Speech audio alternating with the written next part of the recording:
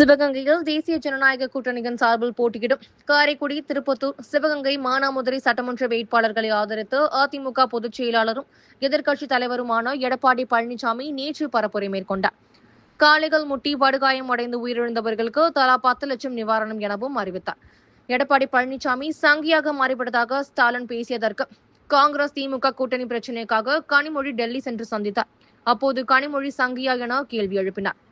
மேலும் பேசுகையில், வாஜ்பாயுடன் கருணாநிதி முரசொலிமாறன் இருந்த புகைப்படத்தினை காண்பித்து கருணாநிதி முரசொலிமாறன் சங்கியா எனவும் கேள்வி எழுப்பினார். 5 ஆண்டு கால ஸ்டாலின் ஆட்சியில் 18,000 குழந்தைகள் பாலியல் சீண்டலுக்கு ஆளாக்கப்பட்டுள்ளது. எங்கள் ஆட்சியில் சட்டத்தின் ஆட்சி நடைபெற்றது. உங்கள் ஆட்சியில் சந்தி சிரிக்கிறது. தமிழகத்தில் சட்டம் ஒழுங்கை பாதுகாக்கக்கூடிய நிரந்தர டிஜிபியை நியமிக்க முடியாத ஒரு அரசு நமக்கு தேவையா? திமுக பொறுப்பேற்று ஓராண்டில் அனைத்து பகுதிகளிலும் போதைப் பொருள் விற்பனை ஆகிறது. திமுக ஆட்சியில் விவசாயிகள் விளைந்த பொருட்களை லாபமாக விற்பனை செய்ய முடியவில்லை. தொடக்க வேளாண் வங்கியில் விவசாயிகளுக்கு வங்கி கடனை தள்ளுபடி செய்தது அதிமுக அரசு. திமுக ஆட்சியில் போடப்பட்ட புரிந்துணர்வு ஒப்பந்த காரணமாக வேலைவாய்ப்பு கிடைத்தது என்பது பச்சை பொய்.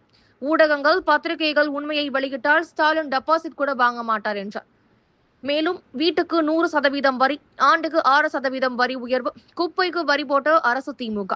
ஆயிரக்கணக்கான பொதுமக்கள், தொண்டர்கள் சாலையின் இரு புறங்களிலும் திரண்டிருந்தனர்.